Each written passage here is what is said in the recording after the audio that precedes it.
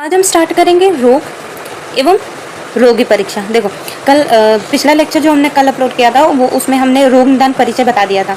आपको अगर कुछ भी नहीं समझ में आया, डाउट हो तो आप कमेंट में कर सकते हैं, मैं हर एक का रिप्लाई दूंगी। ओके, तो आज हम स्टार्ट करते हैं रोग और रोगी की परीक्षा। देखो रोग मतलब क्या होता है? व्याधि। ठीक है, अब कोई पेशेंट आता है, तुम उसको कैसे पता करोगे कि हाँ तुम्हारे में क्या व्याधि है, मतलब क्या डिजीज़ है? उनके सिम्टम्स को देख के। ठीक है, तो आज हम ये देखेंगे कि उसके सिम्टम्स किस किस चीज़ों से मिलके हम उसकी व्याधियों को पता कर सकते हैं। ठीक है, तो हम ये आज देखेंगे। देखो पहला टॉपिक है रोग परीक्षा। रोग की हम परीक्षा कैसे करेंगे? यहाँ पे निदान पंचक। ठीक है, निदान पंचक एक ऐसी व्याधि है, मतलब कि ऐसा टर्म्स है जिससे हम किसी भी रोग की परीक्षा कर सकते हैं निदान पंचक के थ्रू। ये 5 प्रकार के होते हैं। ठीक है, इसके थ्रू हम व्याधि साध्य है, असाध्य है, ठीक है, उसका बल कैसा है, वह कब तक रहेगा, कब तक क्योर हो जाएगा, ये सारी चीज़ें हम किसके थ्रू जानते हैं? निदान पंचक के थ्रू। तो आज हम इसी के बारे में पढ़ेंगे। तो पहला है निदान पंचक। निदान पंचक के 5 भेद हैं: निदान, पूर्व रूप, रूप, उपशय और संप्राप्ति। देखो निदान का मतलब होता है कि कॉजेज, यानी कि आपको कैसे हुआ, हेतु यानी कारण, किस कारण से आपको जो है वो व्याधि हुई। पूर्व रूप यानी कि पूर्व रूप, ऐसा कहते हैं ना कि ज्वर होने से पहले क्या क्या सिम्टम्स दिखाई देते हैं। ठीक है, जैसे कि वीकनेस हो जाना, लाइक कमजोरी, अरुचि, खाना खाने की इच्छा नहीं करना। ठीक है, ये सब इसमें आ गया पूर्व रूप में। रूप मतलब कि ज्वर के लक्षण आपको दिखना है, जैसे कि टेम्परेचर हाई हो जाना, ठीक है, और पूरे बॉडी में पेन हो जाना, ऐसे रूप उसके दिखाई देंगे। उपशय, उपशय में हम देखेंगे कि उसका औषध किस तरीके से लिया जाता है, और संप्राप्ति से हम देखेंगे कि औषध कितनी मात्रा में कैसे कैसे दिया जाता है। ये सारी चीज़ें हम इसमें देखेंगे। ठीक है, तो इन सबको अभी आप सिर्फ इन सब का इंट्रोडक्शन लेंगे, लेकिन इन सब का एक स्पेसिफिक चैप्टर है जिसको मैं आगे चल के बताऊंगी। ठीक है, तो अभी हम शुरू करते हैं निदान पंचक का महत्व। देखो पहले महत्व क्या आ गया, हमने पिछले पढ़ा था कि रोग निदान का महत्व। ठीक है, वहां पे हमने टर्म्स कंडीशन देखे थे। अब यहाँ पे हम पढ़े निदान पंचक का महत्व। निदान पंचक में ज्यादा कुछ भी नहीं है, इसमें ये बताया गया है या तो सिर्फ निदान से, या तो फिर कोई भी 5 में से कोई भी टर्म्स यूज कर लो, आप उससे आप व्याधि को बता सकते हो कि कौन सी डिजीज हुई है। या तो फिर ये सिंगल सिंगल, या तो फिर ये सभी के सभी मिल के हम डिजीज को बता रहे हैं कि ये ऐसे हुआ है। ठीक है, तो निदान पंचक यही कहता है, एक बार नोट्स देख लो कि ये निदान समस्त निदान पंचक या पृथक पृथक, यानी कि सभी निदान पंचक, यानी कि निदान, पूर्व रूप, रूप, उपशय और संप्राप्ति, सभी सभी, या फिर पृथक यानी कि अलग अलग, या तो फिर सिर्फ निदान, सिर्फ पूर्व रूप, सिर्फ रूप, इन सबको लेके ये पृथक पृथक हो जाए। रूप में मिलाकर व्याधि का बोध कराते हैं। ठीक है, ये सब मिला के व्याधि का बोध करवाते हैं, हमें पता चल जाता है कि डिजीज कैसी है। ठीक है, या तो केवल एक या किन्हीं 2, 3, 4, 5 व्याधि का बोध करा सकते हैं। ठीक है, उसे हम क्या कहते हैं? निदान पंचक का महत्व। अभी आ जाता है कि निदान। अब हम एक एक का टर्म्स देखेंगे। हमने निदान पंचक का टर्म्स देख लिया, अब हम सिर्फ देखेंगे निदान। तो यहाँ देख लेते हैं कि निदान के महत्व क्या है। श्लोक: पंचविध मप्येतद व्याधुन उत्पत्ति ज्ञाप्ति हेतु भूतम निदान शब्देन उच्यते, यानी कि मधुकोश टीका में ये इसको वर्णन किया है। ठीक है, अब ये क्या कहना चाह रहा है कि यानी कि रोग का जो कारण होता है वो निदान होता है। ठीक है, रोग कोई भी होता है उसका कारण निदान होता है। आयुर्वेद में मधुकोश टीका के अनुसार वो क्या कहते हैं कि व्याधि का उत्पत्ति कारण। निदान क्या होता है कि व्याधि की उत्पत्ति कारण होती है, यानी कॉजेटिव फैक्टर ऑफ डिजीज। और दूसरा क्या बताया यहाँ पे? व्याधि उत्पत्ति ज्ञातम। ठीक है, इसका मतलब क्या हो गया? व्याधि उत्पत्ति का कारण। फिर बोल रहा है कि सेकंड नंबर व्याधि ज्ञापेन पंच निदानम, और डायग्नोसिस ऑफ डिजीज हम पंच निदान के थ्रू करते हैं। ये हो गया इसका मीनिंग। ठीक है, फिर आ जाता है, अब चक्रपाणी ने यहाँ पे कुछ बातें स्पष्ट की है कि जो व्याधि का जनक होता है, व्याधि किस वजह से होती है? निदान की वजह से। और व्याधि का बोध, व्याधि के बारे में जब हम जानते हैं उसको हम क्या किसके थ्रू जानते हैं? निदान पंचक के थ्रू। ठीक है, अब यहाँ पे क्या बोलता है? रोगों की चिकित्सा, कोई भी रोगी हो गया उसका हम चिकित्सा किसके थ्रू करते हैं? निदान के थ्रू करते हैं। ओके, फिर क्या? जहाँ रोग का ज्ञान पूर्व रूप आदि से नहीं होता, वहाँ हेतु ज्ञान के से सम्यक रोग का ज्ञान हो पाता है। मतलब कि कुछ ऐसी अवस्था आ जाती है कि रोग का ज्ञान हमें नहीं हो पाता है, पूर्व रूप मतलब साइन एंड सिम्टम से नहीं होता, लेकिन उसका सम्यक ज्ञान किसके थ्रू हो जाता है? निदान के थ्रू। फॉर एग्जाम्पल जैसे कि पांडु रोग, पांडु रोग हुआ। अब तुम्हें पांडु रोग हुआ तो किस वजह से हुआ? मृतिका भक्षण, यानी कि मिट्टी को खाने से तुम्हें क्या हुआ? पांडु रोग हुआ। ठीक है, अब ये किससे पता चल जाता है? हमें निदान से। ठीक है, ये चीज़ हमें निदान से पता चलती है, इसलिए निदान बहुत ज़्यादा इंपॉर्टेंट होता है। फिर उसका इंपॉर्टेंस क्या आ गया? हेतु की अधिकता, यानी कि निदान की अधिक हो जाने से या अल्पता होने पे रोग क्या होता है, बलवान और निर्बल होता है। ठीक है, मतलब कि वह अगर कम रहा, ठीक है, अगर ज़्यादा रहा, मतलब जो निदान हो गया वो ज़्यादा रहा या फिर कम रहा, उससे हमें पता चल जाता है कि रोग अत्यधिक बलवान है या फिर कम है। ठीक है, और जब हमें बलवान अथवा निर्बल का ज्ञान पता रहेगा तो रोग बल के अनुसार हम उसी के चिकित्सा कर पाएंगे। ठीक है, अगर हमें पहले ही पता हो कि हाँ ये रोग, ये जो व्याधि है उसका वो कैसा है, बलवान है, निर्बल है या फिर कम बलवान है, तो उससे हम उसके अनुसार हम चिकित्सा, जैसे कि फॉर एग्जांपल जैसे कि आपको नॉर्मल सा फीवर है तो आप डायरेक्टली डोलो ले लो। ठीक है, उसकी हम चिकित्सा, क्योंकि अल्प बल है, लेकिन अगर वो ज़्यादा हो जाएगा और भी लक्षण को उत्पन्न करेगा तो उसकी चिकित्सा हम दूसरे ढंग से करेंगे। ठीक है, तो ये आ गया। अब क्या बोल रहा है, उपचारात्मक चिकित्सा एवं रोग का ज्ञान भी निदान पर ही निर्भर होता है, यानी कि उपशय हो गया। ठीक है, ये सबका भी रोग का ज्ञान जो है निदान के थ्रू ही होता है। अब जैसे कि उपशय के भेद कितने होते हैं, मतलब कि 18 भेद होते हैं ना, इनके हेतु विपरीत, व्याधि विपरीत, उभय विपरीत, अर्थकारी। ठीक है, फिर आ गया हेतु विपरीत अर्थकारी, व्याधि विपरीत अर्थकारी, उभय विपरीत अर्थकारी, औषध, अन्न, आहार। ठीक है, इन सब की परीक्षा एवं चिकित्सा भी इसी के थ्रू करते हैं। फिर आ जाता है जब हमें हेतु का ज्ञान न हो, हमें पता नहीं है कारण क्या है, तब उसके विपरीत व्याधि, अन्न, विहार कैसे प्रयुक्त करेंगे। अतः इसके न होने पर उपचारात्मक निदान एवं चिकित्सा भी अधूरी रहती है। ठीक है, ये सारी चीजें होगी। फिर क्या कह रहा है कि प्रत्येक रोग किसी न किसी स्रोतस की दृष्टि से होता है। कोई भी रोग हो, हमारा कोई ना कोई 13 प्रकार के स्रोतस होते हैं। ठीक है, मतलब कि अन्नवत स्रोतस, उदकवत स्रोतस, प्राणवत स्रोतस, ये सारी चीज़ें कितने 13 प्रकार के स्रोतस हो गए, उनकी दृष्टि से ही हमें कोई ना कोई रोग होगा। ठीक है, अब क्या कह रहे हैं कि आचार्य ने स्रोत दृष्टि के कारण रोग का सामान्य हेतु बताया है।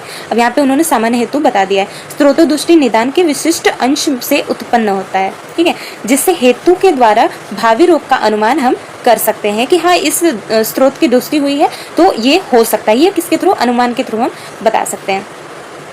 फिर दूसरा नंबर आ गया पूर्व रूप। देखो, कभी कभी सन्निकृष्ट निदान को दबाकर विप्रकृष्ट निदान व्याधि को उत्पन्न करते में समक्ष हो जाता है। इसी प्रकार कभी कभी उत्पादक निदान के विपरीत व्यंजक निदान रोग उत्पादन होता है। देखो, सन्निकृष्ट मतलब होता है निकटवर्ती और विप्रकृष्ट यानी कि दूरवर्ती। देखो, निकटवर्ती जैसे कि मॉर्निंग में कफ दोष बढ़ा है, ठीक है, तो मॉर्निंग में ही कफ अपना जो है कि सिम्टम्स दिखाने लगेगा। विप्रकृष्ट जैसे कि हेमंत ऋतु में आपका कफ दोष संचित हुआ है तो वो किसमें प्रकोप होगा, वसंत ऋतु में। ठीक है, तो जब सन्निकृष्ट निदान को दबा के, निकटवर्ती को दबा के दूरवर्ती के व्याधि को उत्पन्न कर देता है, तब अब क्या कह रहा है, अतः केवल निदान ज्ञान से ही उपर्युक्त अवस्थाओं में रोगी का ज्ञान संभव नहीं होता।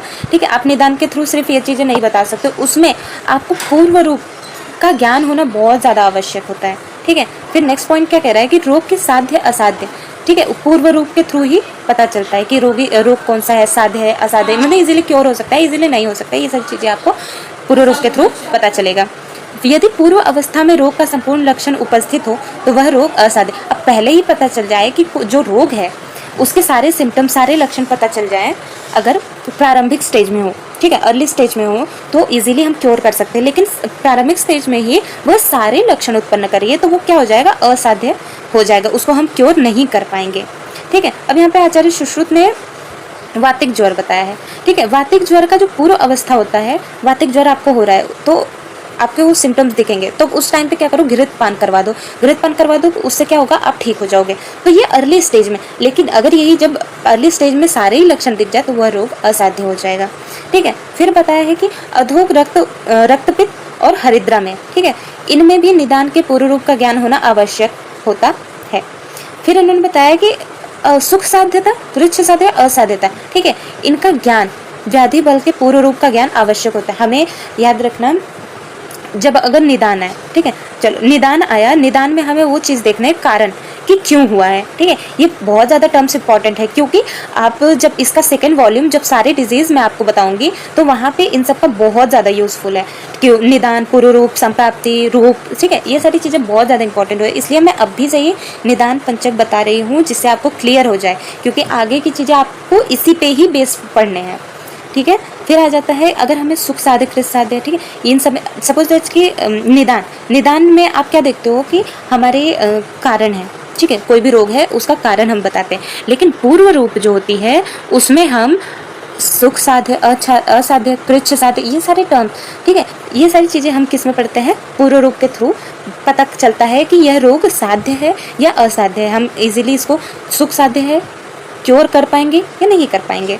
ठीक है, अब यहाँ पे बोलते हैं, अब यहाँ पे क्या बताया कि हेतु पूर्व रूप रूप अल्प अगर होगा तो व्याधि क्या होगी, सुख साध्य होगी। अगर अल्प अर्ली स्टेज में पता चला है और थोड़े से सिम्टम्स दिखा रही है तो हम क्या बोलेंगे कि वो सुख साध्य है, यहाँ इजीली क्योर हो सकती है। मध्यम है तो कृच्छ साध्य है, और बलवान हो गई तो वह असाध्य हो जाती है।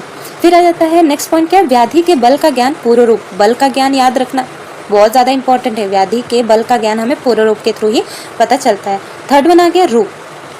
देखो, रूप मतलब कि नॉर्मल साइन एंड सिम्टम्स, जो भी सिम्टम्स आपको व्याधि के उत्पन्न होने के बाद दिख रहे हैं वो सारे रूप में आ गए। ठीक है, रोग के सम्यक ज्ञान के बिना स्वरूप का नहीं हो सकता। ठीक है, रोग का अगर आप ज्ञान कर रहे हो तो उसके सिम्टम्स को जब तक आप नहीं देख लोगे, जैसे कि आपको स्किन एलर्जिक हो रहा है, ठीक है, स्किन एलर्जिक जब हो रहा है तो आपको क्या कहे, चिकत्ते पड़ने लगेंगे। सपोज ये हैंड है, इसमें चिकत्ते पड़ने लगे तो आपको प्रत्यक्ष रूप से आपको उसके साइन एंड सिम्टम्स दिख रहे हैं, तो तब जाके आप उसके अनुसार ही आपको उसकी चिकित्सा करोगे। ठीक है, तो वो रूप क्या हो गया, उसके सिम्टम्स हो गए। ठीक है, अब क्या बोल रहा है कि निदान पूर्व रूप हो। यदि रूप न हो तो व्याधि के स्वरूप का ज्ञान नहीं होता, कि स्वरूप मतलब कि कैसा व्याधि है हमें इस बारे में कोई आइडिया नहीं होता है अगर रूप ना हो।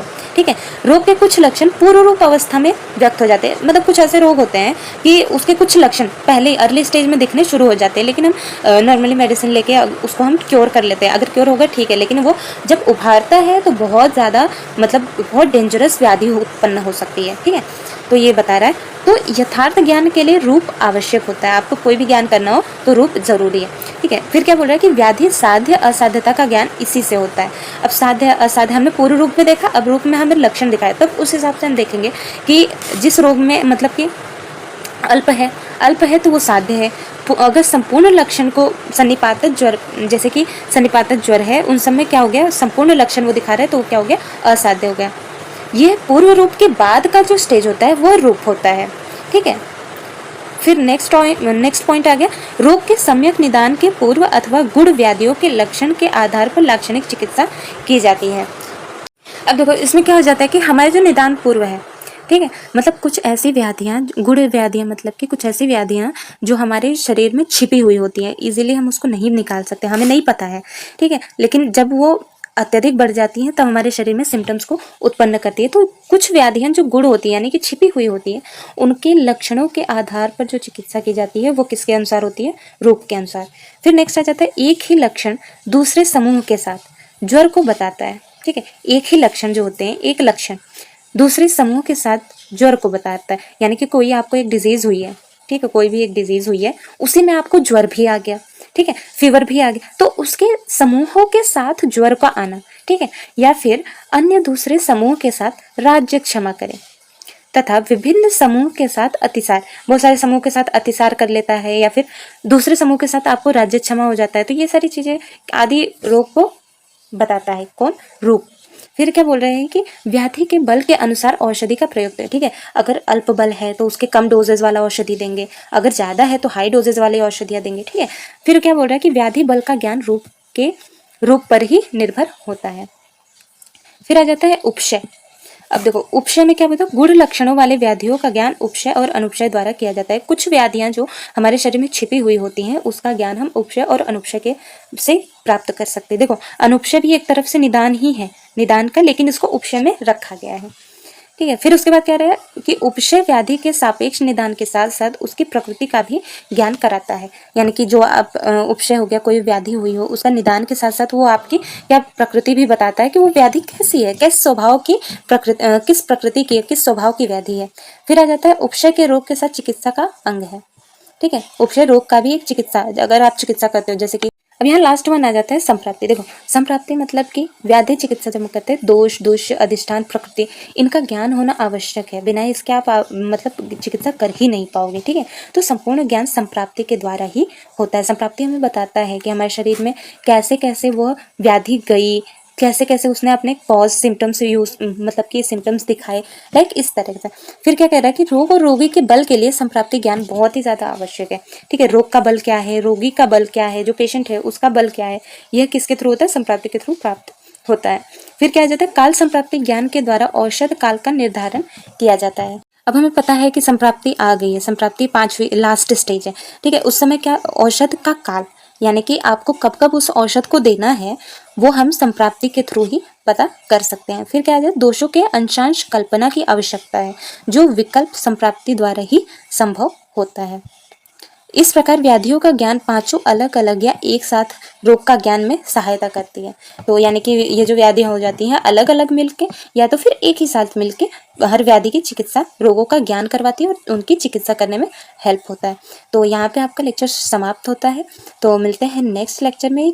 फिर हम रोग निदान का एक अगला चैप्टर शुरू करेंगे। आई होप आप सबको बहुत ज़्यादा समझ में नहीं समझ में आता हो तो आप मुझे कमेंट कर सकते हैं। कमेंट में मैं आपको रिप्लाई दे दूंगी और उस पर मैं बना दूंगी कि कैसे कैसे किस क्वेश्चंस में आपको डाउट है तो मैं वो बता दूंगी, ठीक है। तब तक के लिए अपना ध्यान रखिए। धन्यवाद। मिलते हैं नेक्स्ट लेक्चर में।